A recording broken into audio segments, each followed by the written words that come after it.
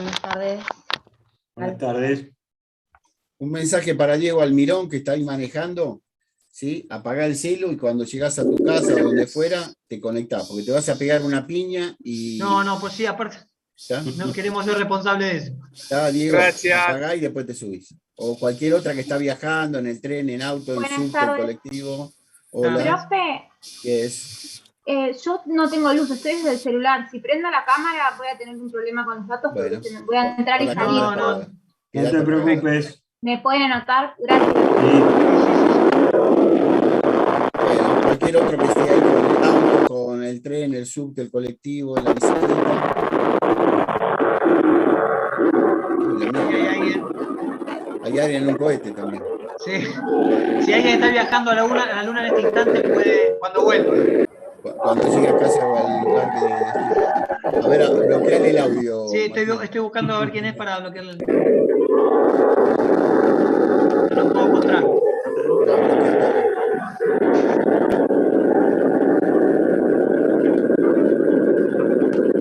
No lo puedo encontrar. Ceci Toledo. A ver, ¿Una turbina de avión? Debe estar en el subte. un avión. Ceci Toledo, acá está. Cecilia Sí, Toledo. Toledo. Ah, pará que Hija, se me movió. Ahí está. Pará, Fabián, que te muteé yo. Sin querer. Ahí está. ¿Está? Pará que lo mutea a Fabián. Te reprimí a vos, Fabián. Pero ahora estoy bien. Ah, Ahí está. está. Ahí está. Bueno, para todos el mismo comentario, ¿no? A ver si se dan una piña. Cecilia Toledo está manejando ahí, apaga el coso ese, porque a ver si te lastimas. Bueno. Apaga bien. la cámara, Cecilia, y escuchanos nada más.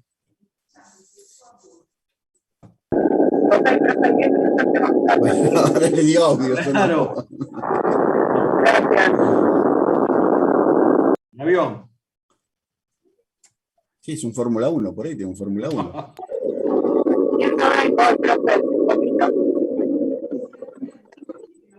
Ahí está, ahora sí. Recuperamos acá la normalidad. Bueno, gente, ¿cómo están? Buenas tardes, bienvenidas, bienvenidos. Bueno, vamos a arrancar un poco desde el punto de vista de la cursada tradicional, ¿sí? Hemos subido las notas, vamos a poner el tema ya sobre el tapete. Ha habido de todo como en botica, digamos, ¿está? La corrección, bueno, hemos tenido algunos criterios mismos del año pasado y lo que sí para todos, ¿sí? Está bien, acá Briana Rosales, perfecto, no hay problema, sin cámara. La aprobación la hemos dado, ¿sí? Nosotros habíamos dicho que había que obtener 7 preguntas bien. Bueno, aquellos que han tenido 6 preguntas bien solamente, ¿sí? Como para redondear un poquito el número también, les hemos dado aprobado, digamos, ¿está? Esto como si fuera un aprobado menos, pero bueno, aprobado al fin, ¿sí? Así que todos los que están aprobados pasaron esta primera instancia.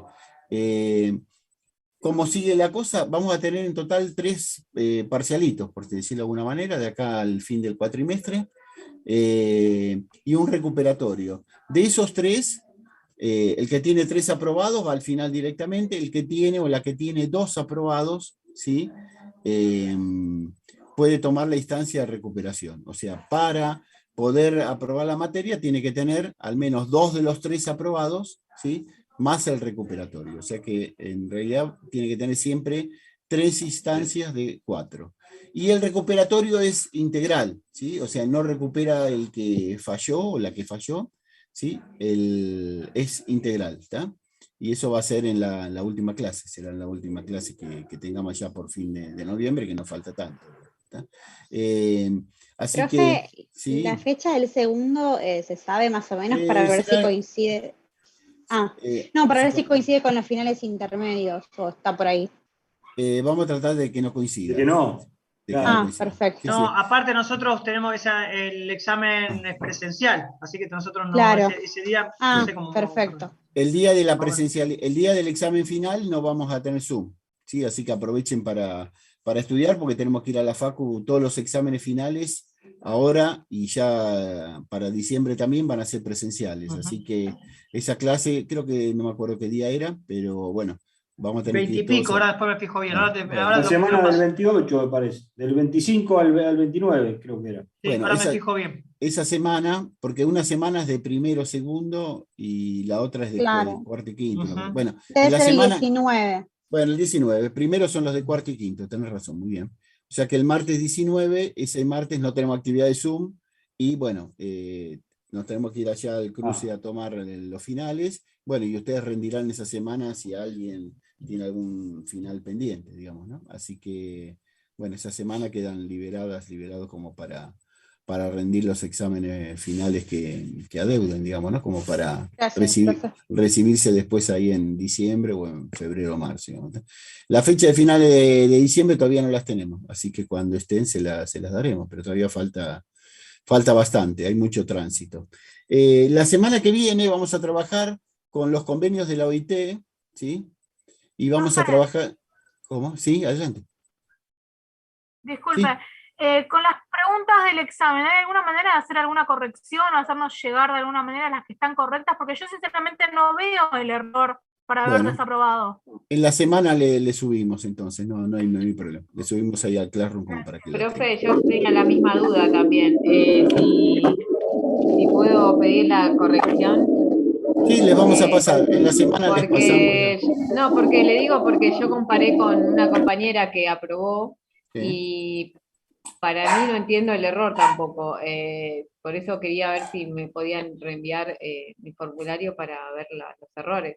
Les vamos a pasar la corrección y después vemos con el formulario. Sí, porque de alguna manera de reverlo. Bueno, no, perfecto. igual te explico, ¿Cómo Natalia, hacemos? pues Natalia es Natalia. matemático. Es matemático. Lo que le podemos subir, Javi, es la respuesta correcta. La respuesta correcta. Claro. Porque la corrección es despejar X, digamos. No hay subjetividad en juego.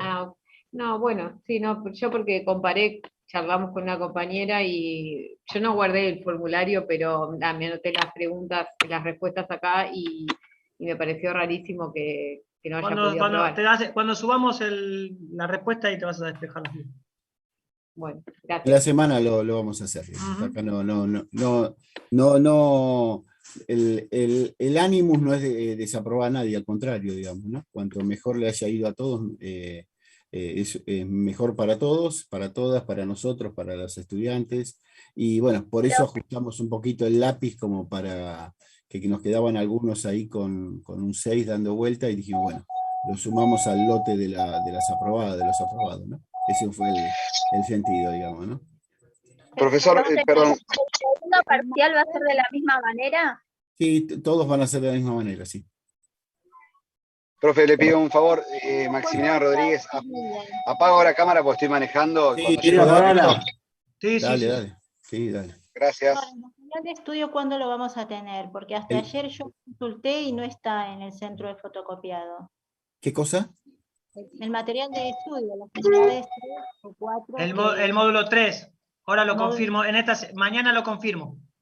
Bueno, perfecto. Nada, lo pedimos, Martín, ya directamente. Sí, mañana yo llamo y voy hasta el centro de copiado y lo confirmo.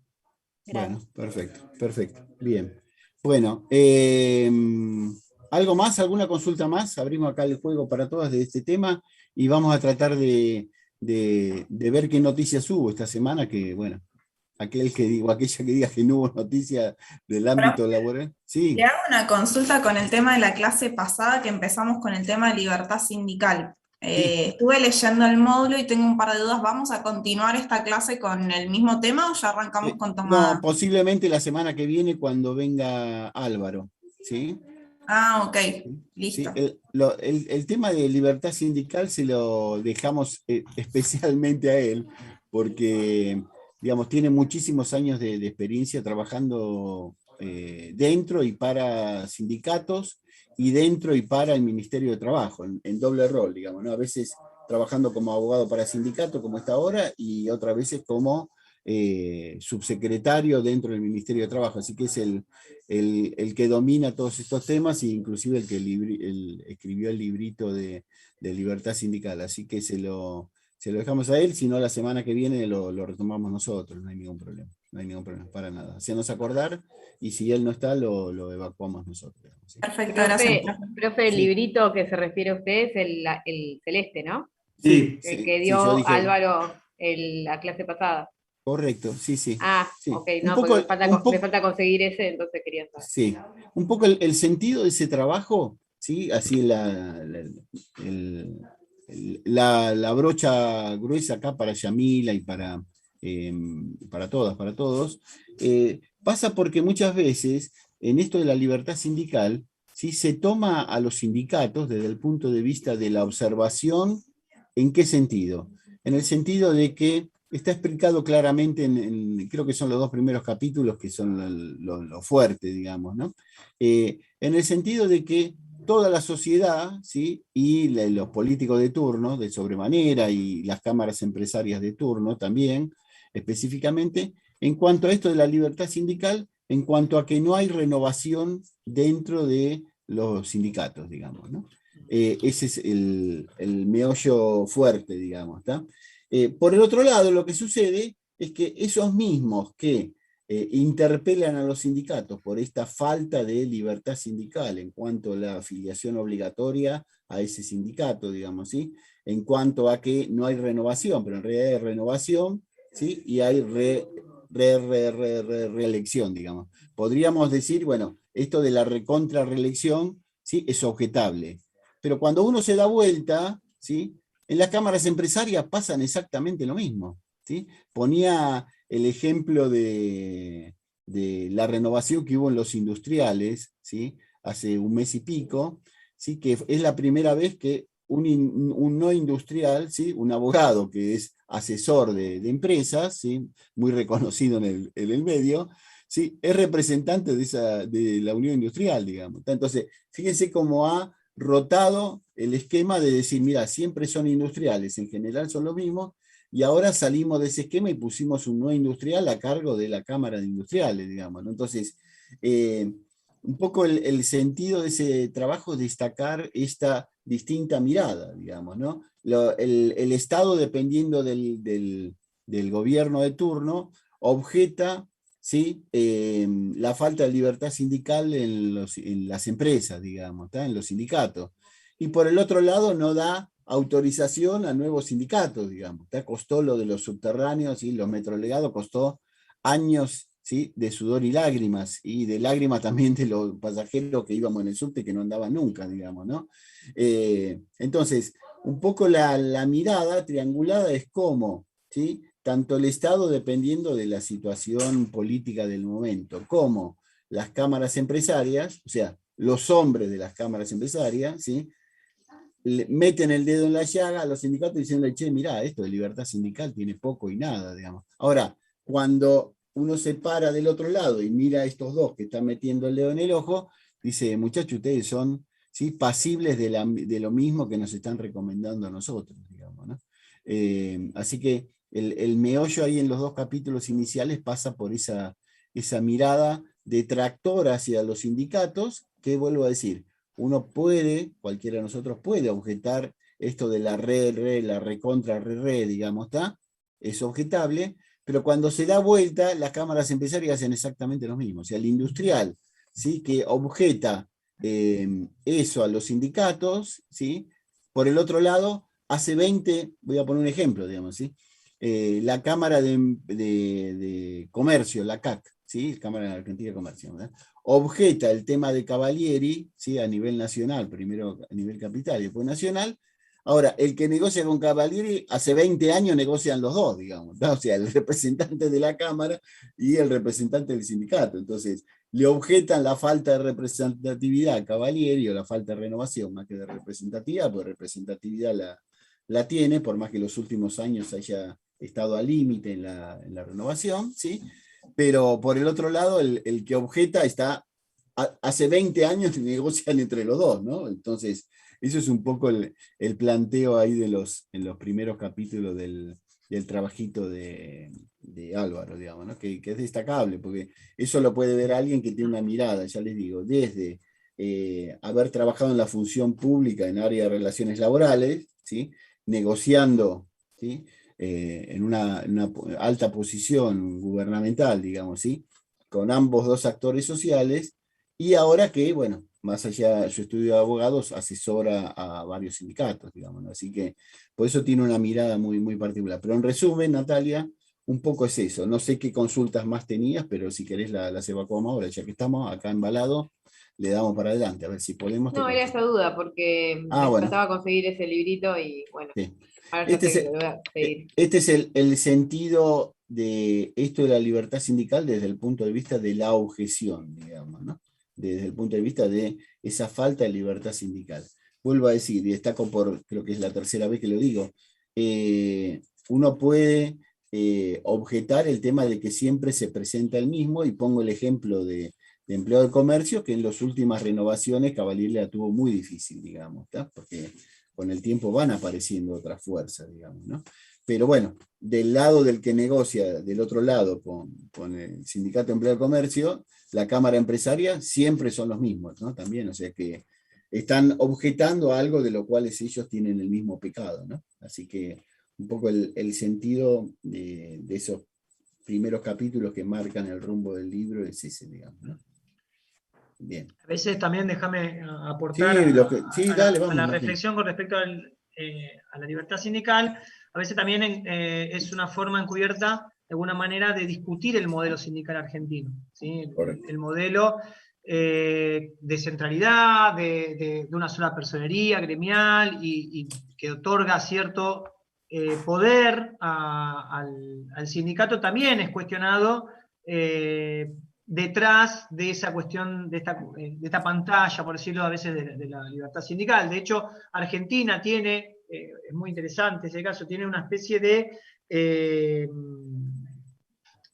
denuncia, la palabra no es denuncia, no me sale la palabra, con respecto al modelo sindical, vinculada a la libertad sindical, a la democracia interna incluso del sindicato, que es la cuestión de la presentación de los delegados, porque se le discute, o se hizo una presentación en su momento, que el fallo de la OIT fue negativo para el modelo sindical argentino, porque el delegado, para presentarse a elecciones, tiene que cumplir ciertos requisitos para adentro del sindicato, ¿no? Que son los requisitos que habrán estudiado en Derecho 2, esto de estar afiliado al sindicato, de tener 2 años de vigencia. ¿Y qué pasa con quienes quieren presentarse a elecciones fuera del sindicato?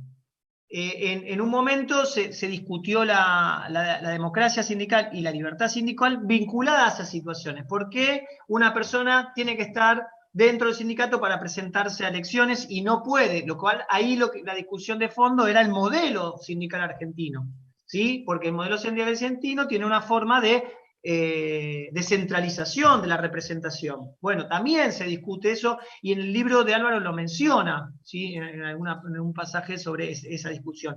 Porque acá está muchas veces la defensa o no, más allá de esto, como dice siempre Javier, hay una mitad de la biblioteca que estará a favor y otra mitad estará en contra del tema del modelo de centralización del modelo sindical. ¿Sí? Muchas veces está discutido, y a veces hasta hay una discusión del modelo sindical de Argentina con la OIT, que es histórico, vinculado sobre todo a estas cuestiones. Si centralidad sí o centralidad no. ¿Sí? Hasta dónde la libertad sindical acusa de ser esa centralidad, si bien robustece a la actividad sindical, limita la libertad y la democracia interna.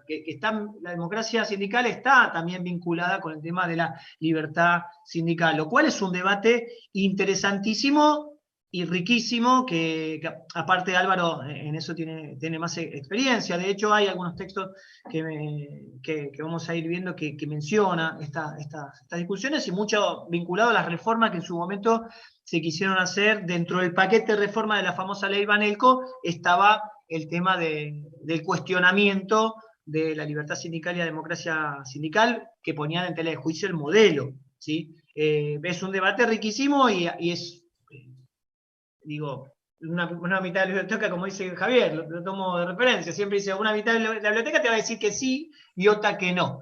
Pero lo importante es tener en cuenta estas discusiones para saberlo y engordar la postura que uno puede tener, ¿no? Tener argumentos más allá de la posición que uno tome, porque eso lo dijimos de la primera clase, las relaciones laborales no son neutrales. ¿Sí? Digo, tienen un posicionamiento, es inevitable que una discusión que uno, como esta, la libertad sindical, uno tome una postura de acuerdo, que sostenida por del lado de la biblioteca que elija, en función a su visión, ¿sí? de las relaciones laborales, que tienen que ver esta cuestión de la no neutralidad, robustecer o no robustecer. La democracia sindical, por un lado, es interesante el tema de la libertad sindical, pero también qué pasa del otro lado, como para ver que dentro del espacio de negociación hay dos partes, que a uno le pesa sobre tener que estar todo el tiempo demostrando si hay libertad o no hay libertad, si hay democracia o no hay democracia dentro de la constitución interna del modelo, y del otro lado no pesa tanto esto, ¿sí? Es como que también encontrar cómo funciona el sistema en sí. Después, obviamente, cada uno está bien tomar posiciones en el sentido de no ser neutro en estas discusiones. No se pueden ser neutras porque tienen que ver con cuestiones vinculadas a lo social, a lo laboral, y muchas veces tienen de encontrarse en un encuadre, ¿no? En una encrucijada, de encontrar de que tampoco hay verdades absolutas, pero tiene que ver con la no neutralidad de las relaciones laborales.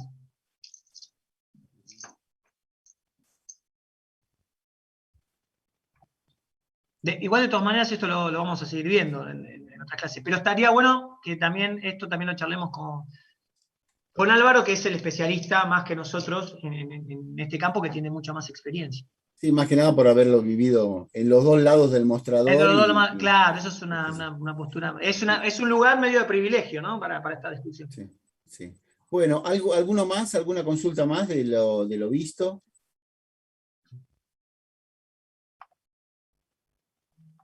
Bueno, arrancamos entonces. Hoy teníamos el trabajito de Tomás Rigar, ¿sí?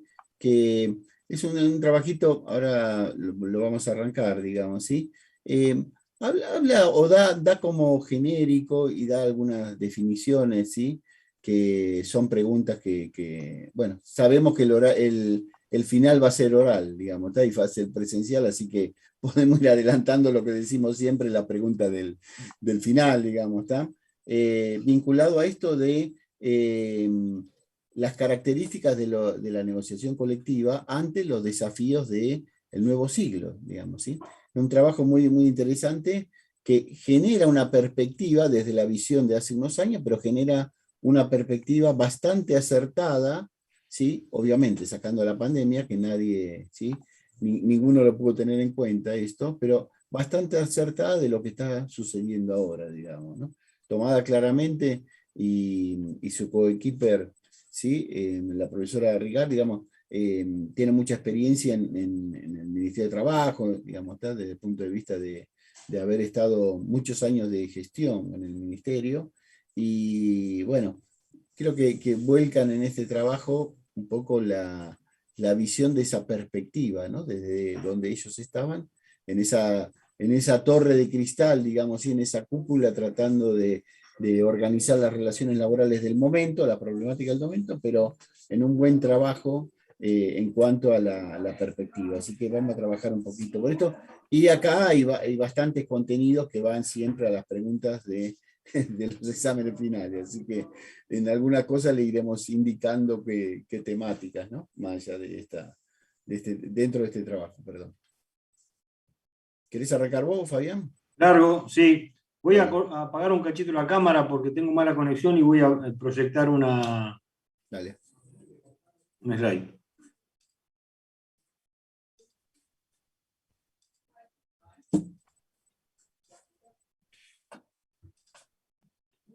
Ahí se ve, Javi. Ahí está, sí, perfecto. Bueno, para partir un poco del texto de Tomada que habla sobre la negociación colectiva y la negociación colectiva como proceso, básicamente, tenemos que entender primero que cuando hablamos de proceso estamos yendo más allá del resultado producto de la negociación, o digamos, el momento de la negociación que termina, cuyo resultado final es el acuerdo o el convenio colectivo, ¿no? Pero Tomada nos hace plantear la necesidad de planificar la negociación teniendo en cuenta situaciones concretas, reales, del contexto actual o del contexto donde se está llevando a cabo la negociación, que como vimos en su momento, ese contexto está en permanente cambio, ¿no? Por eso, en principio, dice Tomada, la negociación no se puede considerar como un proceso que empieza y termina, producto de la negociación termina con ese resultado final que es el convenio, sino que tenemos que tener en cuenta, que planificar la negociación teniendo en cuenta la situación real, el contexto real, ¿no?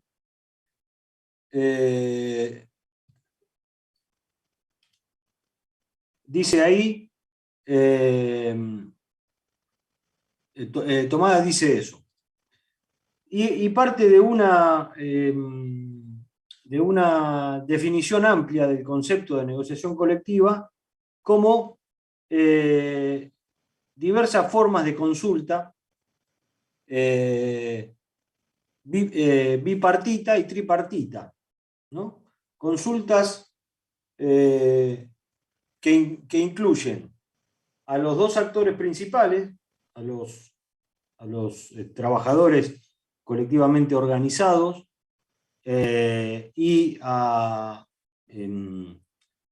las empresas a través de sus representantes, de sus cámaras, y tripartita al Estado también, no solamente como regulador, como árbitro, que hemos visto esa función, sino también como empleador.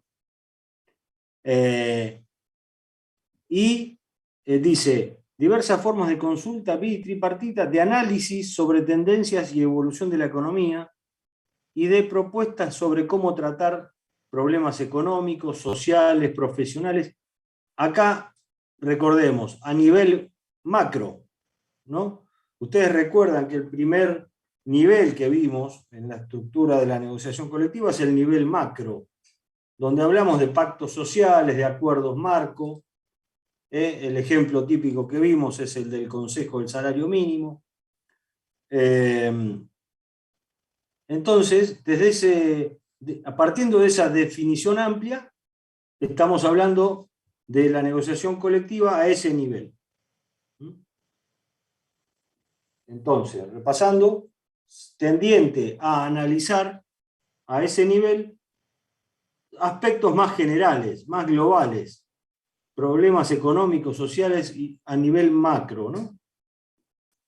Después, también introduce una perspectiva sociológica de la negociación colectiva. Y desde ese punto de vista dice que la negociación colectiva es un mecanismo de distribución del poder, ¿no?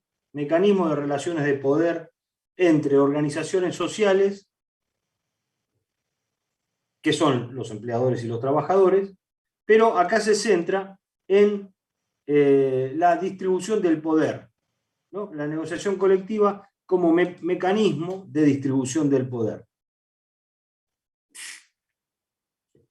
Y que, dice, origina una reglamentación paritaria, creo que lo dijimos ya. ¿A qué nos referimos con paritaria? No estamos hablando de la comisión paritaria que se forma al momento de negociar los salarios. Esa es una comisión, pero paritario significa que todos los miembros que están convocados a esa negociación, vaya a ser para discutir salarios, condiciones de trabajo y demás, están en el mismo nivel de igualdad.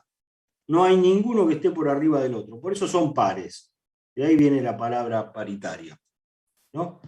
Entonces, desde esta perspectiva sociológica, donde centramos el análisis en las relaciones de poder, todas las organizaciones sociales se encuentran en la misma situación de igualdad respecto del poder. No hay ninguno que tenga una superioridad sobre el otro. Reconoce a los empleadores el ejercicio del poder en la empresa, del poder para organizar la empresa, pero también reconoce los derechos de los trabajadores, que en cierta forma esos derechos operan como limitantes a esas facultades de dirección y de organización. Es decir, los empleadores tienen, por supuesto, el derecho a ejercer ese poder de cómo organizar la empresa, cómo distribuir, cómo armar sus procesos productivos y cómo dirigirlos, cómo organizarlos, pero también los derechos de los trabajadores existen como limitantes a esas facultades. Y desde este punto de vista es donde toma importancia la negociación colectiva como perspectiva sociológica, desde la perspectiva sociológica.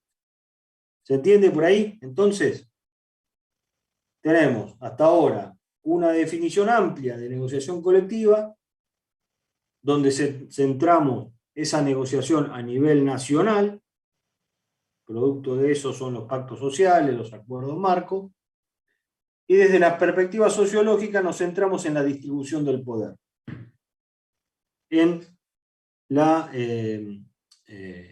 igualdad con la cual partimos en este sentido para la negociación. Otra definición, otro concepto de negociación colectiva también esbozado por Tomada, es la negociación como institución social. Como institución social mediante la cual se concreta la gestión bilateral, la cogestión. Mediante esa institución social donde ambos actores o los tres actores están sentados al mismo nivel, se concreta, se plasma la idea de cogestión, de normas y de objetivos para el desarrollo de esa relación. Y como institución social también actúa la negociación colectiva como restricción a esas dos facultades que hemos visto antes, de dirección y organización, dice, bueno, unilaterales del capital. Y la aceptación al diálogo por parte de los representantes del trabajo. Un camino de diálogo es la otra definición importante, un método o un camino de diálogo para resolver una situación de oposición de intereses.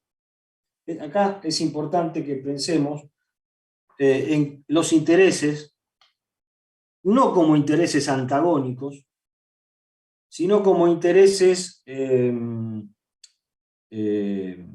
como diversidad de intereses, pero que existe, además de esa oposición de intereses opuestos, no antagónicos, porque cuando hablamos de intereses antagónicos, la negociación no se puede pensar la negociación en un conflicto donde hay intereses antagónicos, digamos, intereses de valores, ¿no?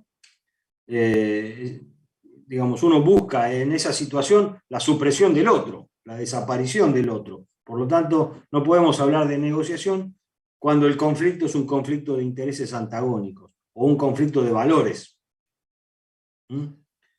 No hay negociación ahí, en ese momento. Pero sí, cuando los intereses son opuestos, pero también tengamos presente este concepto que nosotros dijimos al inicio de la cursada, que el conflicto es inherente a las relaciones laborales, pero también es inherente a las relaciones laborales la idea de cooperación, la existencia de un interés común, que es básicamente la continuidad de la relación. Digamos, en el fondo existen contraposición de intereses, oposiciones de intereses, porque vamos a ver que hay que partimos de lógicas distintas cuando hablamos de intereses. Cuando hablamos de intereses del empleador hay una lógica, y cuando hablamos de intereses de los trabajadores hay otra lógica, ahora lo vemos, pero existen intereses que son opuestos, pero que también dentro de esa moneda también tenemos una cara que hablamos de la cooperación, del interés, de la existencia de un interés común, que como dice acá la diapositiva, es el que impone un cierto límite a ese disenso, a esa oposición de intereses. Porque si no estaríamos en conflicto permanente. Si no hubiera un atisbo de interés común, digamos, o este concepto de interés común en las relaciones laborales, estaríamos en un estado de conflicto permanente, con lo cual sería imposible la continuidad de la relación laboral, del proceso productivo. Esta idea, este método de diálogo, desde este aspecto que hablamos de la cooperación y el conflicto, presupone que ambos actores se reconocen mutuamente como representantes de los intereses colectivos. Esto es importante, y es donde cobra trascendencia el concepto de paritaria. Se reconoce al otro como representante de los intereses colectivos de la otra, digamos, de la otra parte de la relación. Hay un reconocimiento mutuo. Digamos, también sería imposible la negociación si no hay, si una de las partes no le reconoce a la otra esa facultad de representar intereses colectivos que tiene, tanto de los empleadores como de los trabajadores. Este punto es importante también.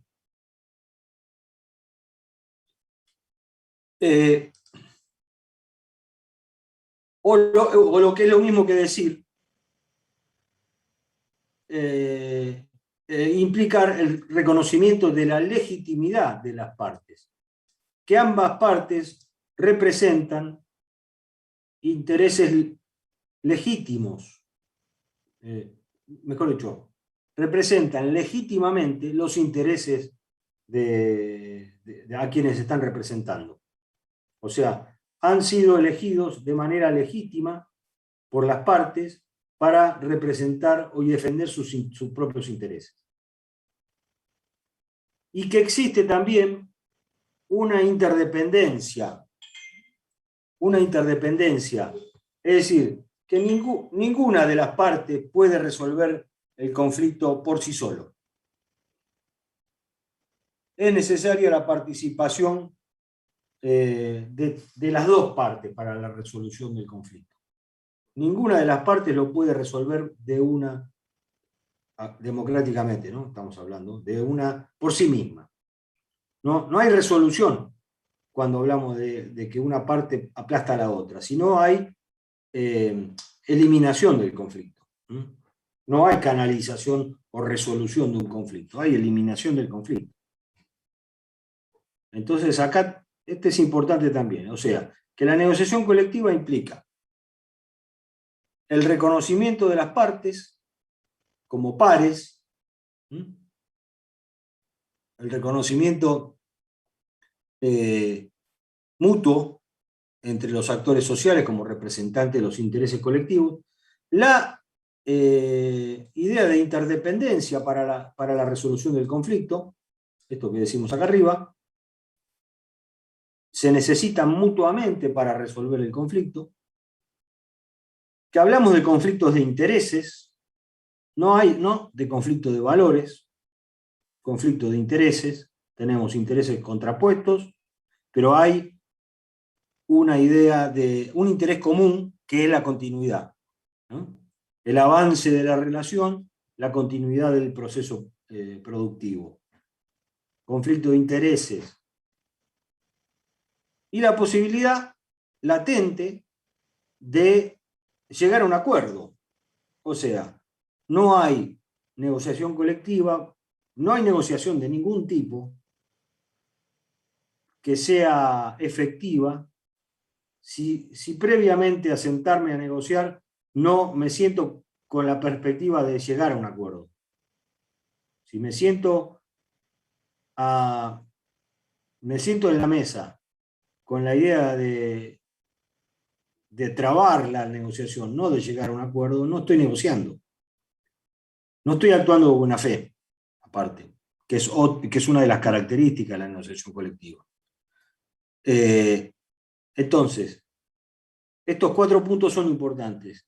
La negociación colectiva implica el reconocimiento de las partes, la interdependencia de las partes para poder llegar a resolver el conflicto, la existencia de conflictos de intereses contrapuestos pero no antagónicos, y la perspectiva de llegar a un acuerdo. Son 4 elementos necesarios para que la negociación colectiva pueda tener lugar y sea efectiva en cierta forma. ¿Se entiende hasta acá? Sí. Sí, profe. Bueno, buenísimo. ¿Alguna duda? ¿Alguna pregunta? Profe. Sí. A mí me surgió una duda que dice que el texto, ¿no? Que la negociación tiene un objetivo definido.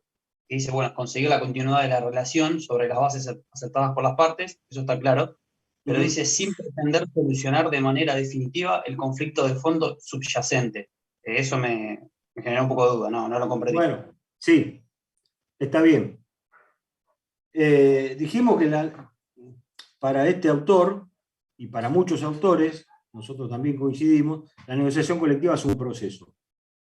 Es un proceso que empieza, pero no termina. Justamente por esto, porque lo que habíamos dicho más arriba, el cambio es permanente. La evolución de la economía, las propuestas de cambio, los problemas económicos, sociales, los cambios son permanentes. Entonces las necesidades, los intereses de las partes van cambiando con el correr del tiempo. Y ahora te digo cuál es el conflicto subyacente que no se resuelve, digamos. Sería la igualdad y la equiparación de la perspectiva que tiene el empresario con la que tiene el trabajador. Y ese conflicto no se resuelve. Es el conflicto permanente, subyacente de las relaciones laborales. Porque partimos de lógicas distintas. El empleador tiene una lógica tendiente a la obtención de la ganancia, la rentabilidad, la mejora del rendimiento de su capital. Totalmente válido. Si se quiere, tiene una perspectiva, una lógica económica. Pero el laburante, si bien tiene una perspectiva económica, porque labura por la guita, su lógica va más allá, es más existencial la lógica del trabajador, porque pretende a través de su trabajo mejorar su calidad de vida, su permanencia en el mundo, su subsistencia, su mejora de la calidad de vida, el nivel educativo, social, su desarrollo. ¿Se entiende? O sea, esas son las diferencias de las lógicas. El empleador tiene una lógica económica totalmente válida dentro del sistema capitalista, que pretende la rentabilidad, la mejora de su capital, el rendimiento del capital. Y el laburante también tiene una perspectiva económica, que es ganar cada vez más plata, pero en el fondo esa lógica tiene más que ver con algo existencial. Como dijimos, trabaja para mejorar su nivel de vida. No pone, el empleador también en algún punto pone su vida en juego, Si no, pensemos en los suicidios de empresarios en la crisis del 2001. ¿Acuerdan del chino? No sé, el chino que se pegó un tiro porque le afanaban en el supermercado. Bueno, ese es el conflicto latente, que no se resuelve, porque esas lógicas son distintas. ¿Se entiende? Creo que era Federico, vos que habías preguntado. Sí, profe, sí, es la parte del texto que habla del sistema de referencia, sí. Y dice claro, eso que... exactamente. Son sistemas de referencia distintos, de lógicas distintas. Ahí tenemos. Claro. Ok, gracias, bueno, profe. Por nada. ¿Algo más? ¿Alguna duda más? Bueno. Acá tenemos un listadito. Pregunta 1 del parcial del final. Del final. ¿Cuáles son las premisas o las características? ¿Cuáles son algunas de las características clave de la negociación colectiva? Estas, las que están ahí: colectiva, bilateral, inclusiva, responsable, articulada y contractualizante. Ahora, ¿qué quiere decir cada una? ¿Por qué la negociación es colectiva? ¿A qué se opone lo colectivo? Se opone a lo individual. Entonces, desde este punto de vista, la premisa que la negociación es colectiva evita, dice el autor, volver al retraso histórico de la negociación individual, persona a persona. A través de esta concepción de que la negociación debe ser colectiva, no individual, es que digamos, lo pone ahí en carpeta, lo levanta al punto, frente a las distintas modalidades de contratación que, digamos, donde se predomina lo individual por sobre lo colectivo. Ahí es donde, digamos, ¿por qué lo pone como una premisa? Por esto, para resaltar la importancia de la negociación colectiva frente a la individualización de la relación laboral. Bueno, el otro punto, la otra premisa es que la negociación debe ser bilateral. ¿Bilateral qué significa? Dos partes. Seguro. Pero, ¿qué significa que sea bilateral? Más allá de que hay dos actores, básicamente dos actores, que son digamos, los protagonistas de la relación, de la negociación colectiva, pero esto tiene que ver con este punto, el reconocimiento del protagonismo de los actores. Es bilateral, sí, porque son dos partes las que negocian, pero acá lo que se resalta, así como en lo colectivo resaltábamos su contraposición contra la individualización, acá lo que se resalta es la necesidad de reconocer el protagonismo de las partes. Que ambas partes son necesarias para la resolución del conflicto. El reconocimiento que dijimos acá. El reconocimiento, además de la legitimidad de las partes, ¿no? A eso se refiere con el reconocimiento de la bilateralidad de la negociación colectiva. Por ahí habla que va perdiendo un poco en algunas áreas la intervención sindical y pierde un poco a partir de estrategias empresarias que hemos visto en sociología, no sé si ustedes cursaron ya, pero algunas metodologías de gestión tendientes a disolver o a diluir la idea del conflicto.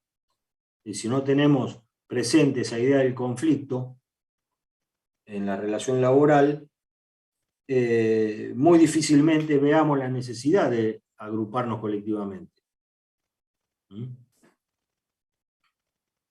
¿Para qué? ¿Con qué necesidad me voy a agremiar si no hay conflicto en esta relación? En el fondo, ¿no? Hemos visto algunos ejemplos en otras materias sobre eso. Inclusiva, otra de las premisas importantes de la negociación colectiva, y esto tiene que ver con la aparición o la gestación de nuevos contenidos que se negocian colectivamente. No solamente sentarse a negociar salarios. Estamos hablando de todos los temas referidos a las relaciones del trabajo. Tanto sean, dice por ahí, estratégicos como cotidianos. O sea, resolver cuestiones de fondo y de forma, generado por esta contraposición de intereses. No solamente sentarse a negociar salarios, sino incluir dentro de los contenidos de la negociación colectiva otras problemáticas que se vienen dando en el mundo del trabajo. Ya veremos cuando hablemos de la aparición de nuevos contenidos, no sé, diversidad y género, teletrabajo, discapacidad, hay muchísimos nuevos contenidos que difícilmente se negocien, digamos, que se pongan sobre la mesa. Por eso, Tomada lo hace patente acá, digamos, lo resalta como una de las premisas. Guarda, no se sienten a negociar nada más la guita. Hay otros temas también importantes que hacen falta negociar. La otra característica, ¿hasta acá? ¿Bien? Profe, ¿Entendemos? Sí. hay unas chicas que están queriendo ingresar que dice que no las están aceptando. Ah, bueno. Acepté a todo el mundo, ¿eh? ¿Sí? No tengo a nadie. Ahora tengo uno solo que es Brosi Nicolás. Barosi Nicolás. Yo no puedo. Puede ser internet de ellos. Bueno. A ver, deben tener internet. Todo el mundo que está poniendo le pongo a aceptar. Sí, pero si está inestable internet no lo va a enganchar. Bueno. ¿Hasta acá alguna pregunta, alguna duda con esto? Es importante que lo sepan, ¿eh? Como dijimos, pregunta de examen. Ahora todo el mundo va a salir hablando de esto. Bueno. La otra premisa o la otra característica es que la negociación colectiva debe ser realizada de manera responsable. ¿Esto qué significa? De manera responsable. Que hay que evaluar al momento de sentarse a negociar. Digamos, siempre cuando nos sentamos a negociar hay que tener presente que vamos con una batería de objetivos, no vamos con un objetivo único, vamos con una batería de objetivos, con una pirámide, llamémosla así, de objetivos, algunos más importantes que otros, algunos que sería deseable obtener, otros que necesariamente tenemos que obtener, y otros que pueden, digamos, delegarse para otra instancia, que puedo ceder en ese momento. Pero cuando me siento a negociar, hay que evaluar, en este sentido habla de la negociación responsable, evaluar los costos y los beneficios de cada uno de esos objetivos que estamos teniendo. Negociar de manera responsable, no pedir disparates, ¿no? Analizar el contexto, la situación económica de la empresa o del sector, la oportunidad de negociar algún objetivo en ese momento o en otro, realizar la negociación de manera responsable es esto, es poner en la balanza los costos y los beneficios de cada uno de los objetivos. Y después, bueno, por ahí también dice, ¿no? Negociar realmente partiendo de la necesidad que tienen los trabajadores, por el lado de los trabajadores, y de la necesidad de la producción, de que esa producción sea competitiva por parte de la empresa. Es decir, generemos este ámbito de intercambio, que además se actualiza en forma permanente, que cambia permanentemente, tratando de buscar acuerdos que pueden ser parciales con el objetivo de que es una relación a largo plazo, ¿no? Con la idea de que estamos negociando, pero no en el corto plazo. Esto es una relación a largo plazo. Entonces, necesariamente tiene que negociarse de manera responsable, en este sentido, ¿no? Respetando, o digamos,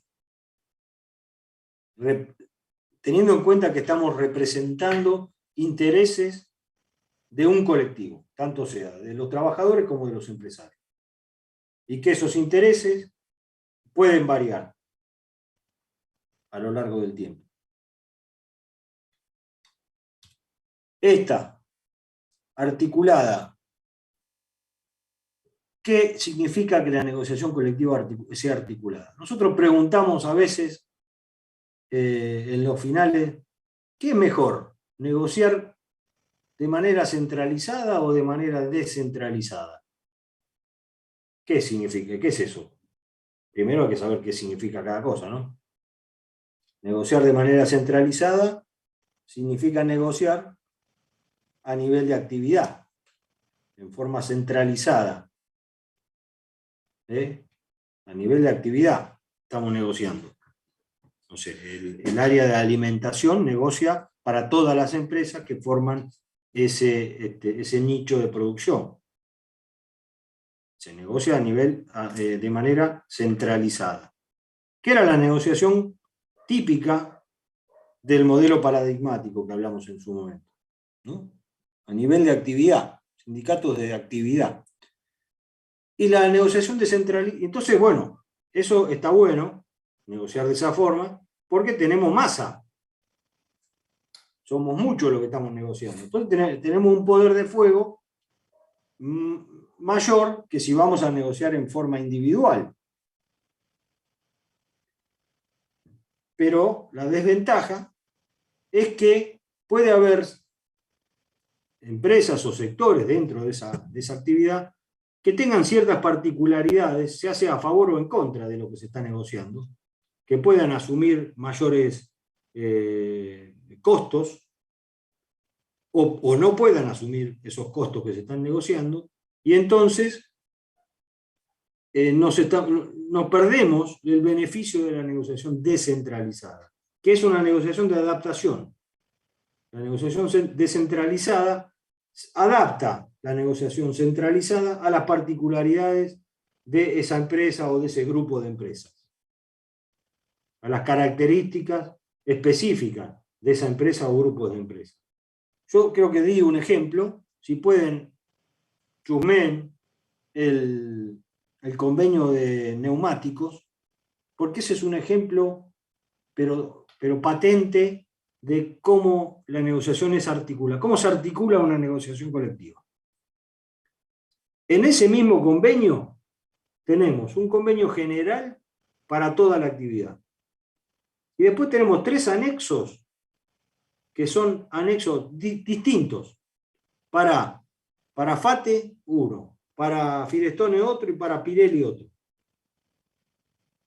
Son 3 convenios a nivel de empresa que forman parte de un convenio de actividad. Ahí tenemos el ejemplo de la articulación. ¿Qué es entonces la articulación? O volviendo a la pregunta, ¿qué conviene?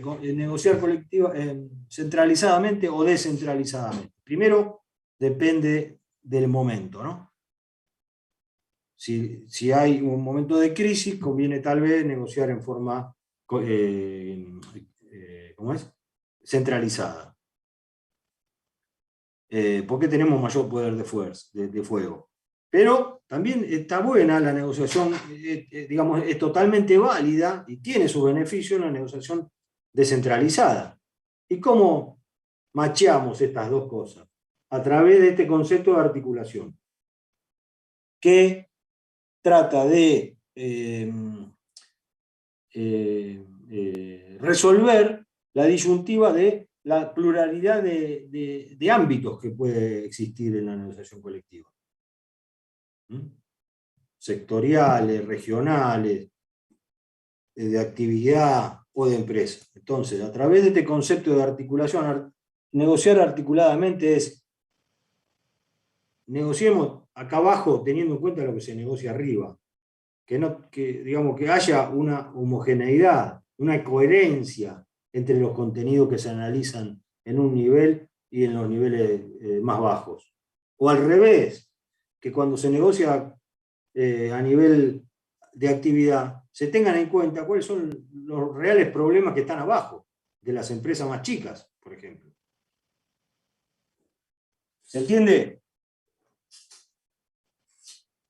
De esta forma, por lo menos a través de este concepto, Tomada intenta resolver esa disyuntiva, ¿no? De cómo nos conviene negociar. Como dijimos, a mí no me quedó claro la parte que dijo buenas noches. de resolver la pluralidad del ámbito. Vos sabés que hay muchos ámbitos de la negociación. Ámbitos o niveles. Ámbitos personales, geográficos, territoriales, distintos niveles. Tenés el nivel de actividad, el nivel regional, sectorial, de empresa. Esos son distintos niveles en la pirámide de negociación donde las partes pueden decidir sentarse a negociar. ¿O quiénes definen ese nivel?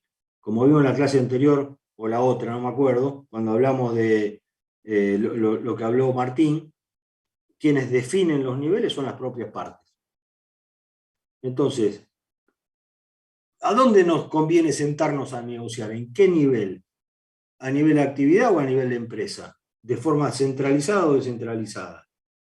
Y bueno, podemos hacerlo mientras que esa negociación que se dé de manera articulada, haya una coherencia entre los contenidos que se negocian en cada uno de los niveles. ¿Se entiende? ¿Sí? ¿Seguro? Bueno. Sí, gracias. Perfecto.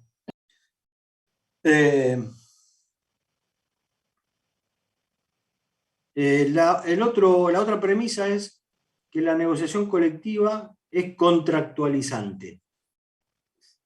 ¿Qué significa esto? Que sea contractualizante la negociación colectiva. Acá sí nos vamos al resultado, más allá del proceso. Nos vamos al resultado de la negociación colectiva, que es el convenio colectivo. ¿Y qué es el convenio colectivo en el fondo?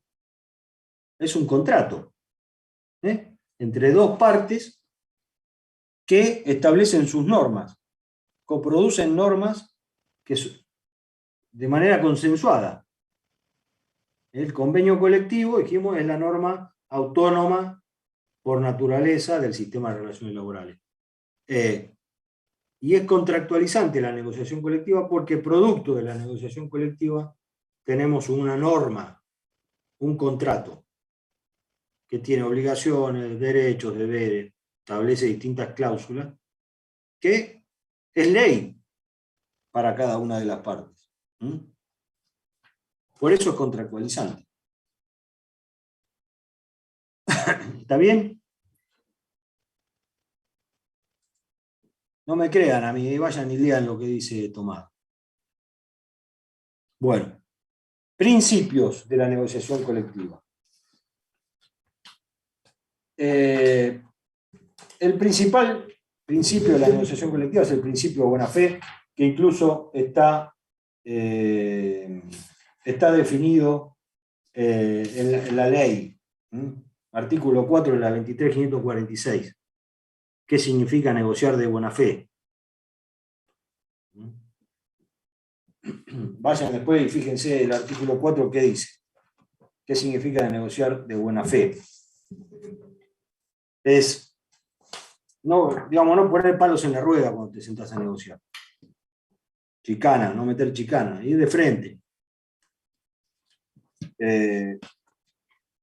El otro es demostrar respeto a los acuerdos parciales. Si acordamos algo en forma parcial, no terminamos de resolver todavía el conflicto, no terminamos de cerrar la negociación, pero respetemos esos acuerdos parciales. Digamos, estamos dando muestras, digamos, de de la buena fe que prima en esa relación. Flexibilidad, o sea, accionar o sentarse a negociar, tener cierta flexibilidad. Sabemos que no vamos a poder lograr todo lo que queremos en este momento, pero tal vez más adelante sí. Si yo al otro le saco todo lo que tiene y llega un punto donde no va, ya está, digamos, es peor esa situación de indefensión de la otra parte porque lo pone en una situación extrema, ¿no? Entonces, dar muestra de flexibilidad, actuar con flexibilidad en cuanto a las concesiones, en cuanto a ceder, hasta, te digo, hasta dónde nos sentamos, a dónde vamos a negociar, a tu oficina, al sindicato, nos sentamos en un bar, digamos. En ese sentido, habla del principio de la flexibilidad. Bueno, reciprocidad en las concesiones, digamos. Bueno, te di esto, dame esto, ¿no? Hay un regateo ahí también.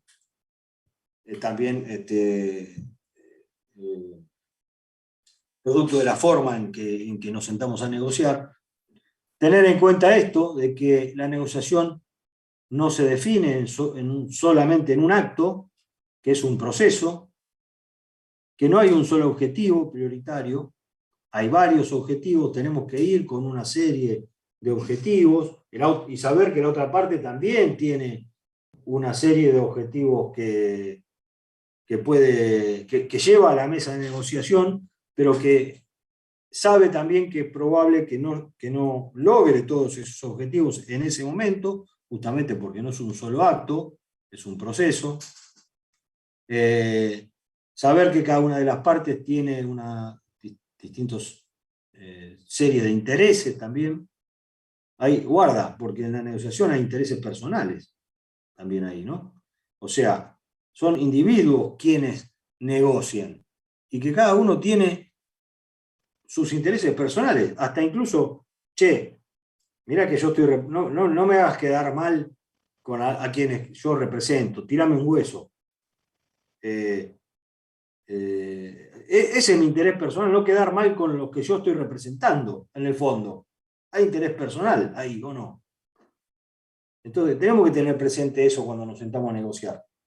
Que más allá de lograr los objetivos colectivos, el negociador, el mandante que va ahí, está representando un poder que le delegó un colectivo y que le debe, que su reputación está en juego en esa negociación. Bien. Que el resultado que obtuvimos no implica que ganamos definitivamente, porque hoy, pero se nos puede dar vuelta la tortilla, digamos. Hoy ganamos, mañana puede ser que no.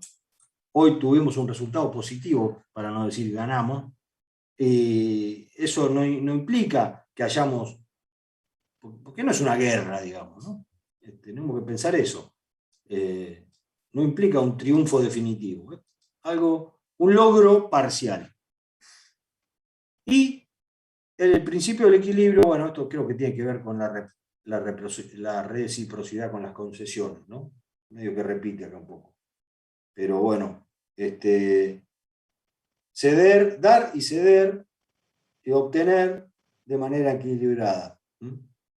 Cierto grado de reciprocidad en las concesiones. Bien, esto es lo más importante de lo que habla Tomada. Si querés, Javi, antes de entrar con la parte, si vos querés ampliar un poquito más, yo quería meter unos conceptos de funciones de negociación colectiva que no están en Tomada. Es un artículo de Villavicencio Ríos que habla de las funciones de la negociación colectiva. Es bastante esquemático y nos sirve para resumir lo que vimos recién de este texto. Si te parece, avanzo por ahí. Sí, cómo no. Bueno. Te doy un pie nada más como para esto que sigue. Sí. Simplemente que simplemente y complejamente, ¿no? Pero desde el punto de vista de las características de la negociación colectiva y todo lo que las premisas, todo lo que estuvo dando y conversando Fabián, tenemos que tener en cuenta que más allá de los conceptos que se fueron vertiendo, a raíz de los tiempos, de la tecnología, de la pandemia y todo lo demás, esto ha generado una dinámica, una aceleración muy, muy estresante, digamos, ¿sí? Muy interesante, muy estresante. Y si bien los principios no se van perdiendo, cada una de estas características, las premisas que fue dando, bueno, los distintos contenidos también, esto que le hicimos le vamos a tomar, evidentemente han tomado una dinámica y una aceleración muy, muy importante en los últimos 2 años, ¿no? Entonces, tenemos que ver que estas premisas que son básicas, tal vez han tenido alguna actualización desde el punto de vista de la evolución de estos últimos años y esto de la aceleración. Esta negociación bilateral, ¿sí? Bueno, ha perdido esto que decía Fabián, digamos, ¿sí? Desde el punto de vista de la reciprocidad, que sea inclusiva, las distintas características, evidentemente han tomado un tenor mucho más amplio, donde empiezan a tener una fortaleza muy importante, ¿sí? El conocimiento del contexto. Antes podía ir uno, ¿sí? Un gremio o una cámara, digamos, a este tipo de negociación, con ser un gran dominador de su propia actividad, digamos. ¿Tá? Lo que ha cambiado en esto de la pandemia y de la virtualidad y de las reuniones de Zoom y la tecnología, ¿sí? Y los cambios en los puestos de trabajo, ¿sí? Lo que ha llevado adelante, lo que lleva adelante es un cambio en el contexto, digamos, que genera muchas veces cambios en los procesos de esta negociación también, digamos, ¿sí? O sea, esto de durante 2 años que prácticamente no ha habido movilización desde las que ha habido son menores desde el punto de vista de los trabajadores, ¿sí? Entonces, en situaciones equivalentes sin pandemia, ¿sí? Situaciones de mucha inflación, ¿sí? Hubiese habido movilizaciones y negociaciones, digamos, ¿tá? Infinitas, digamos, ¿tá? O sea, los canales de televisión se habrían cansado de hacer exteriores desde el punto de vista de movilizaciones. Ahora, esto del cambio en el contexto ha generado que las negociaciones caminen por otros carriles, tomen otros carriles, ¿sí? El actor acá, Estado, ¿sí? Ha tomado un rol preponderante en cuanto a inducir a negociación colectiva salarial que acompañe la inflación, si bien a principio de año eso fue se generó una divergencia en cuanto a los montos, por decirlo de alguna manera. Después ya en el segundo semestre del año se está habilitando negociaciones que al menos traten de empatar la inflación, digamos, ¿no? Entonces, esto de el contexto, esto de el proceso, la actualización de las problemáticas que van apareciendo, digamos, ¿sí? Han generado un cambio en el perfil de la negociación. Nobleza obliga, ¿sí? Nobleza obliga y hay que destacarlo, ¿sí? Esta negociación, ¿sí? Y conflicto sigue siendo permanente, ¿sí? Somos más buenos, ¿sí? No nos movilizamos, ¿sí? Cruzamos pocos camiones en las entradas de los depósitos, ¿sí? Pero la negociación sigue existiendo, ¿sí? Y el conflicto sigue siendo permanente. Esa hipótesis de conflicto sigue estando presente, ¿sí? Porque como muy bien dijo Fabián al principio, el origen de cada uno, trabajadores y empleadores, es distinto, los objetivos son diferentes, digamos, ¿tá? Entonces tengamos en cuenta esto, que esto ha sufrido cambios, adaptaciones en función de la realidad de lo que estamos viviendo y de lo que viviremos de acá a fin de año, ¿no? Veremos el año que viene, esperemos que esté todo normal y veremos cómo se encaran las negociaciones, digamos, ¿no? Sin abandonar los principios, ¿sí? Sin abandonar, ¿sí? Las características, ¿sí? Pero con estas adaptaciones al cambio del contexto. Esto tengámoslo siempre en cuenta, ¿sí? Profe, perdón, el tema de las funciones no está en el módulo 2, ¿no? El tema que dijo no, este es un extra. Ah, ok, perfecto. No, pero lo estaba buscando en el módulo, gracias. No está. No. Bueno, adelante, Fabián, perdón. Bueno. funciones. Espérate, vamos ahí. Esto es un poco esquemáticamente definir o digamos, resumir todas las definiciones que estuvimos viendo de negociación colectiva. ¿Para qué la negociación colectiva, ¿no? ¿Para qué sirve la negociación colectiva? Ampliar un poco más esos conceptos, de manera más esquemática, tal vez un poco más pedagógica, ¿no? Me pareció importante compartirlo. Y este autor habla de una función primordial que es la columna vertebral cuando nos ponemos a analizar las funciones de la negociación colectiva, que es esta función unitaria. ¿Cuál es la función unitaria de la negociación colectiva? Es la de componer de manera equilibrada, ¿no?, ese conflicto entre trabajadores y empleadores. La de, como institución política, que en cierta forma transforma ese conflicto en consenso.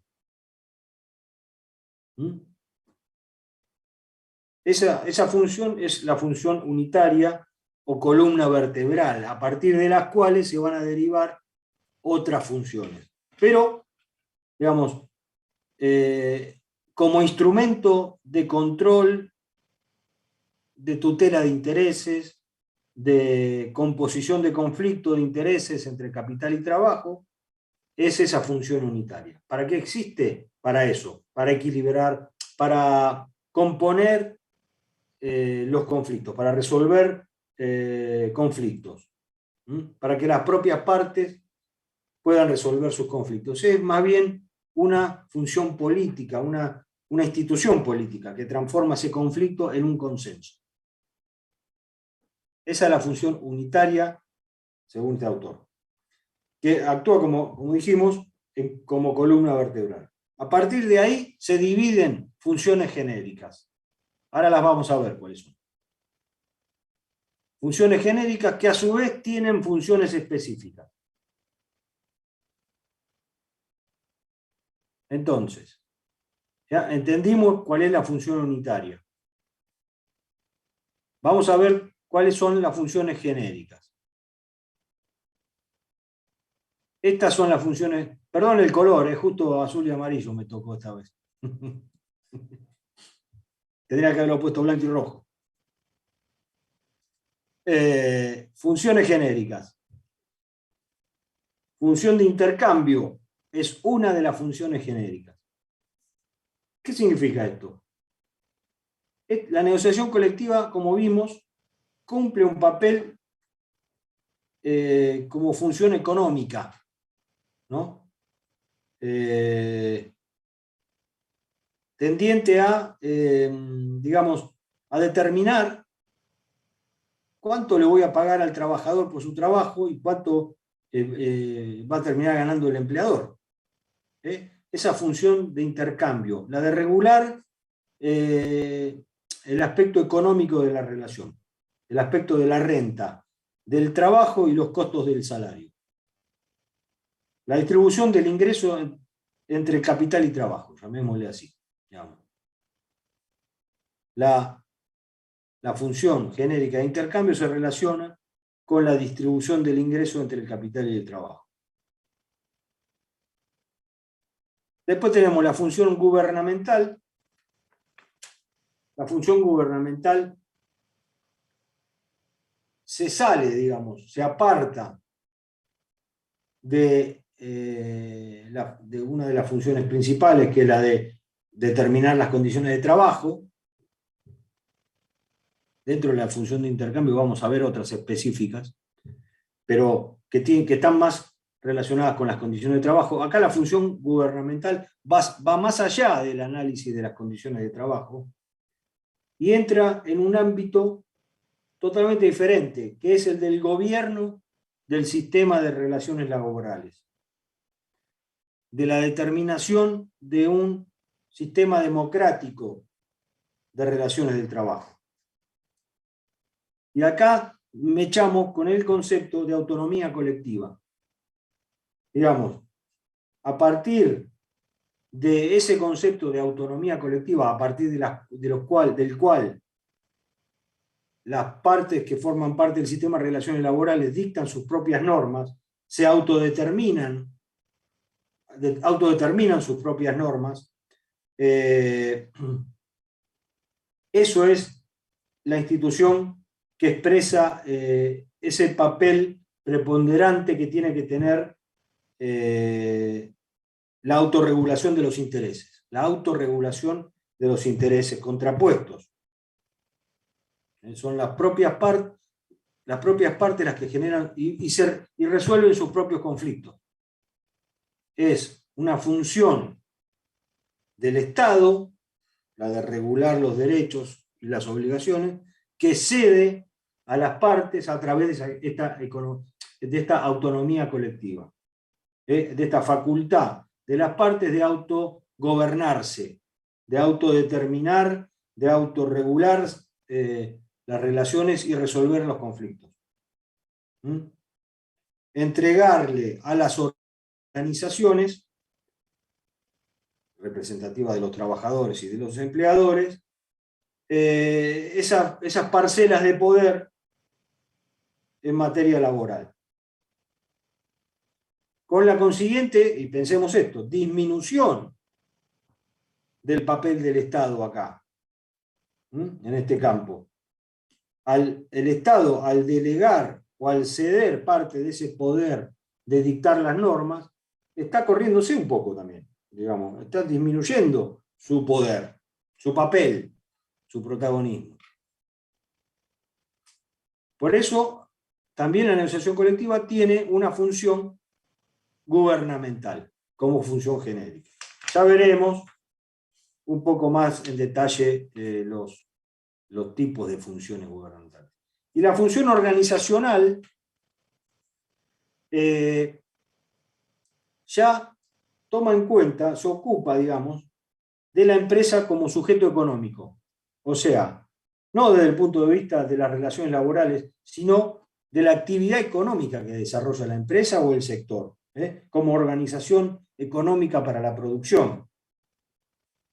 ¿Cuáles son las opciones productivas? ¿Cuáles son las políticas de inversiones? La reestructuración, la formación, la aplicación de nueva tecnología,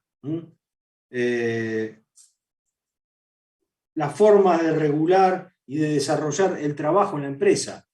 Tiene más que ver con la facultad de organizar y de decidir cómo organizar el trabajo, cómo gestionar los recursos humanos.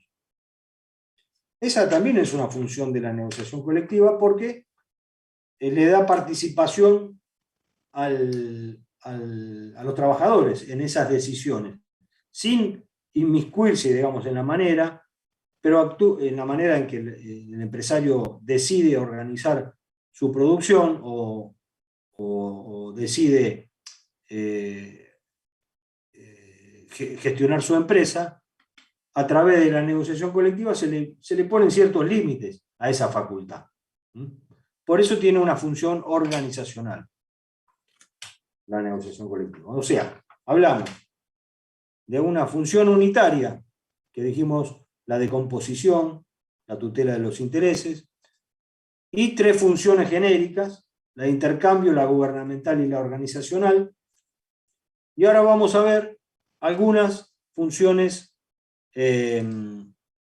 específicas que derivan, por ejemplo, en este caso, de la función genérica de intercambio. Dijimos que la función de intercambio es la de regular o equilibrar, en cierta manera, la distribución del ingreso entre el capital y el trabajo, ¿no? ¿Cuáles son las funciones específicas entonces? Primero, esta función equilibradora o compensadora. Opera la negociación colectiva como mecanismo de contrapeso, de compensación entre la desigualdad que existe entre trabajadores y empleadores. Por característica propia de la relación individual del trabajo.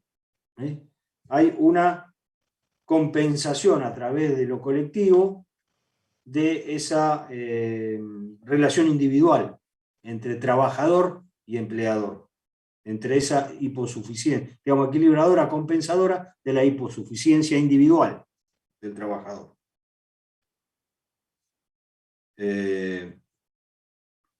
Entonces, digamos, a través de la negociación colectiva puede haber mayores cuotas de igualdad dentro de la relación laboral. La otra función específica es la función pacificadora o compositiva. Esto tiene que ver con la resolución de los conflictos. O sea, sabemos, y lo vamos a repetir 80 veces, la relación laboral intrínsecamente conflictiva, la negociación colectiva es el principal instrumento de canalización de ese conflicto, de componer y de pacificar esa relación conflictiva. Darle cierta funcionalidad al conflicto. Esa es la otra función, específica dentro de la función de intercambio. La función normativa, otra función específica, bueno, tiene que ver con la fuente, que digamos es fuente generadora de normas, la negociación colectiva. Como dijimos recién, el tema del convenio colectivo.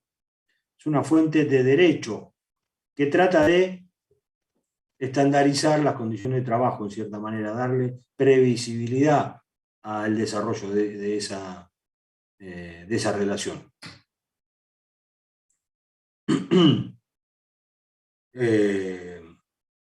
Función normativa, entonces, perdón que voy a tomar un poquito de agua, es la de generar normas, la fuente generadora de normas. Y esta función adaptativa, ¿con qué tiene? Una pregunta que se me está ocurriendo ahora es, ¿con qué premisa podemos relacionar esta función adaptativa? ¿Con qué premisa de las que vimos podemos relacionarla? ¿Cuáles son las premisas? Estas.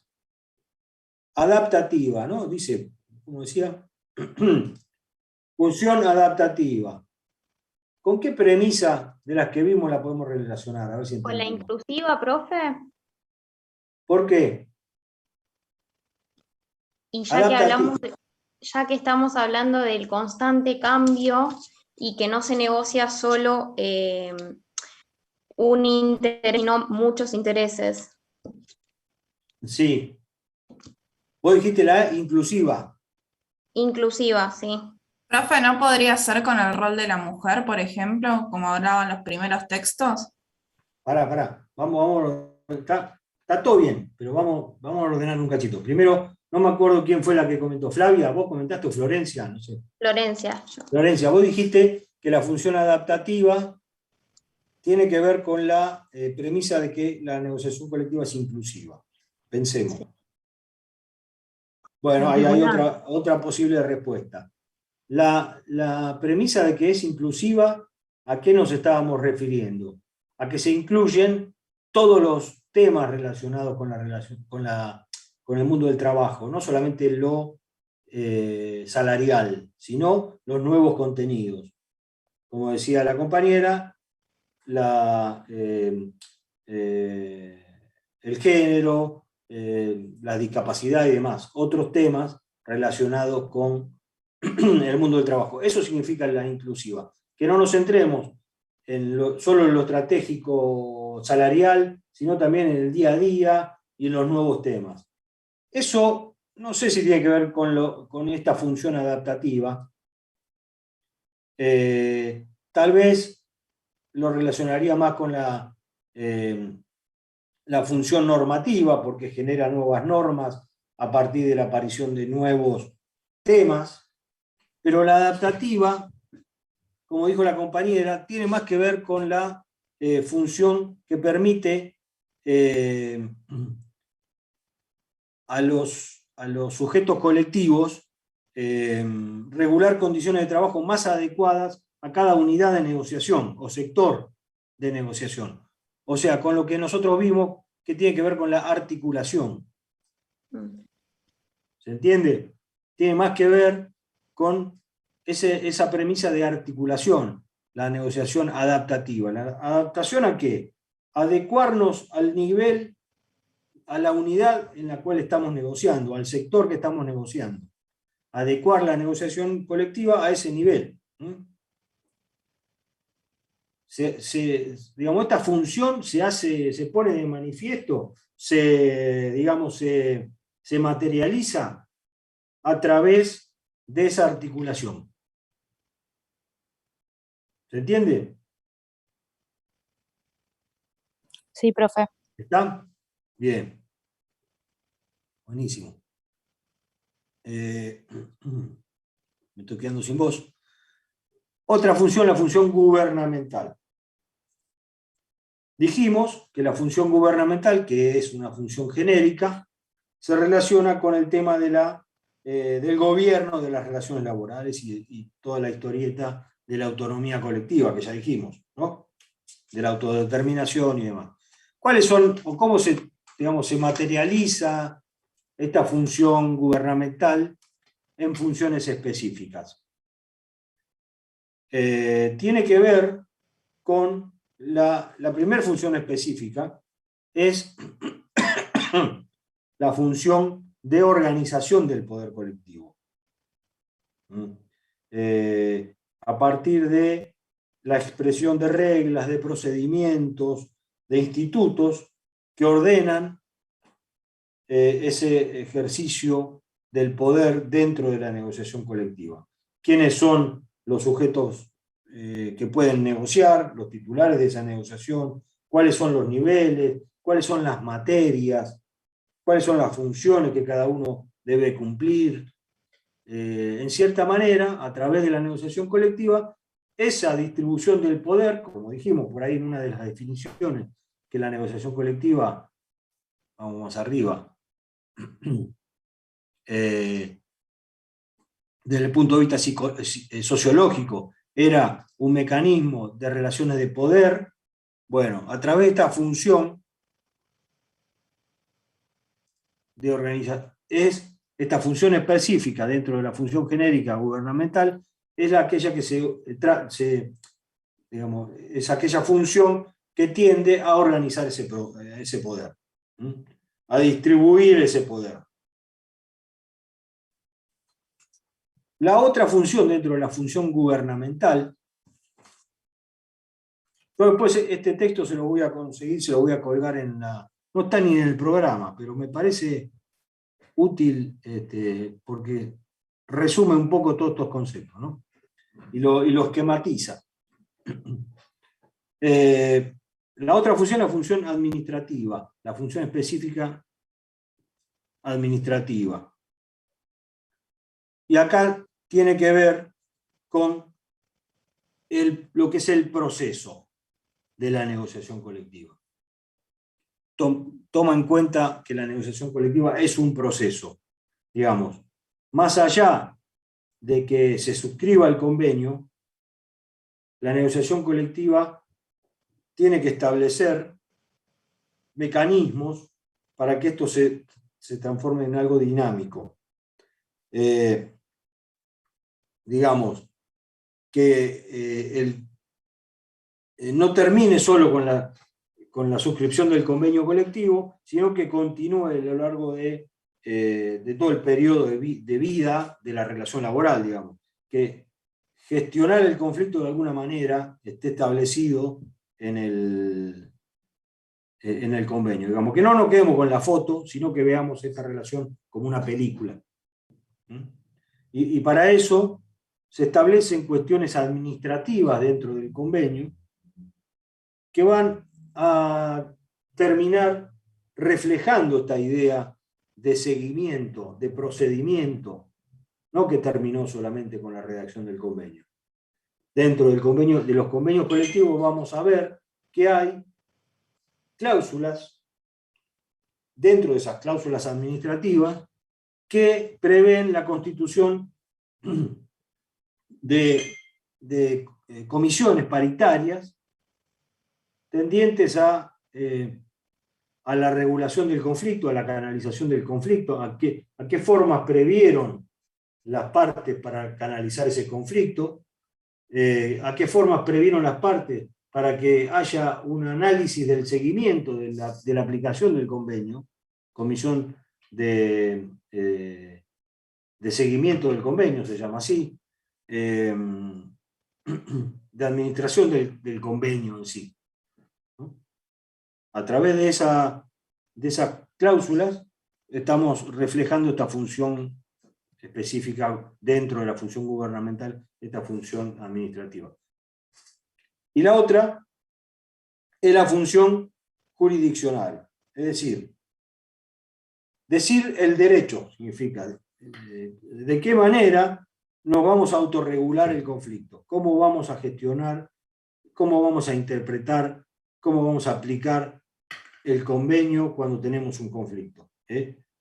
Dejamos, como dijimos, en manos de los actores sociales la resolución de estos conflictos, derivados también de la aplicación del convenio, de la interpretación del convenio, y como la norma fue creada por las partes, por esos actores sociales, ¿quién mejor que esas partes las que digan cómo van a resolver, cómo van a decir el derecho, cómo van a aplicar ese derecho? ¿Está? Bueno, y esta función organizacional, básicamente muy cortita, es la que habla de la facultad de organizar, ya lo dijimos esto me parece, la empresa como sujeto económico, digamos como organización económica de la producción en general, no solamente, no como actor social dentro de la relación laboral, sino ampliando su objetivo a ver a la empresa como sujeto económico en general, ¿no? Cómo aporta desde lo económico al desarrollo de la sociedad. En ese sentido, vamos a ver algunas cláusulas, algunos núcleos de contenido que hablan de la empresa como sujeto económico.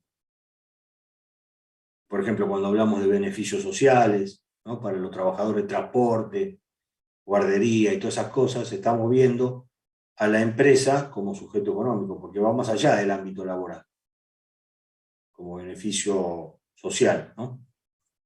Bien. ¿Alguna duda con esto?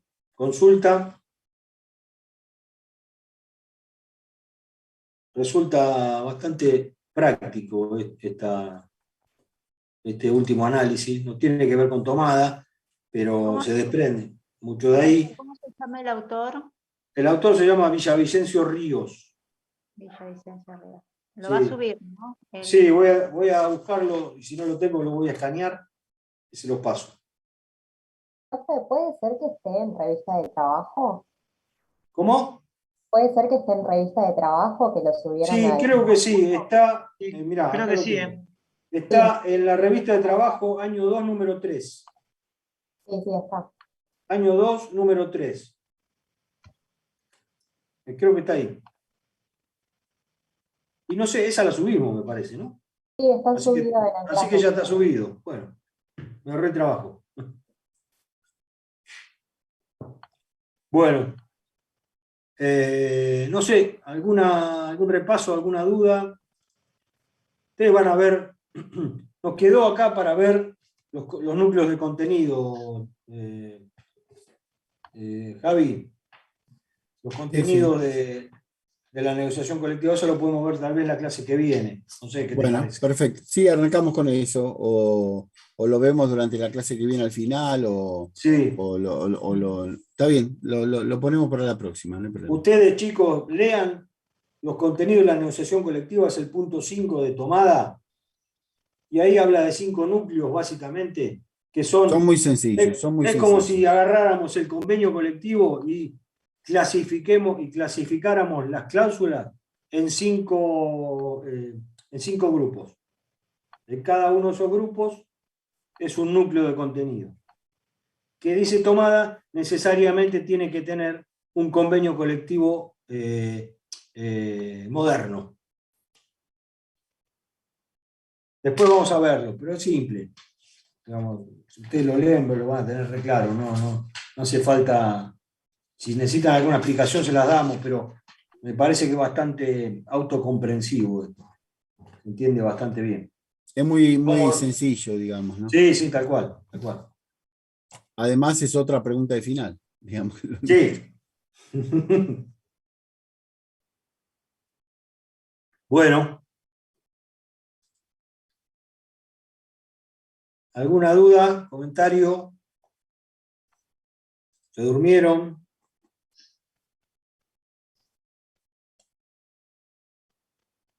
Recordemos todo bastante claro, gracias. Muy claro, profesor. Recordemos una cosa, después cuando vamos a ver otro texto de Simón, de Moreno y demás, donde habla de la negociación colectiva como fenómeno jurídico, político y social, que tiene que ver con estas funciones, ¿no? Y con todo, todo tiene que ver con todo lo que hablamos, pero ese texto habla más del para qué de la negociación colectiva y le da una vuelta de rosca importante. Porque la pone por encima incluso de las normas heterónomas a la negociación colectiva, al convenio colectivo y a la negociación colectiva propiamente dicha, ¿no? Bueno. ¿Nada más? ¿Compañeros? No, la semana que viene vamos a trabajar sobre algunos convenios de la OIT y ahora en un rato les subo ya un pequeño material de la OIT como para que tengan también, digamos, ¿no? Así calmamos la ansiedad, Dale. Está bien. Está bien. Vayan viendo las normas. La OIT, bueno, los convenios de la OIT son normas supranacionales. Vayan viendo eso y después bajen un poquito a las normas nacionales, cuáles serían, partiendo del artículo 14 de la Constitución, de ahí para abajo, cuáles son las normas de fondo, de forma. Un repaso un poco del Derecho Laboral 2. Correcto. Bueno. De los aspectos más principales de esas leyes, ¿no? Procedimiento de negociación colectiva, cómo se inicia la negociación colectiva, qué es por escrito, qué pasa si la otra parte no se presenta, todas esas cosas, más prácticas de la ley. Después la vamos a ver, la vamos a repasar, pero vengan con eso ya leído, porque si no es como que nosotros lo vamos a dar por ya sabido, ¿no? Porque ustedes ya aprobaron Derecho 2, pero repásenlo porque no se deben ni acordar. Bien. Bueno, jóvenes, nada más entonces. Les agradecemos la presencia y nos vemos, Dios mediante, la semana que viene. La próxima. Gracias. Gracias. Gracias. Chao, profe.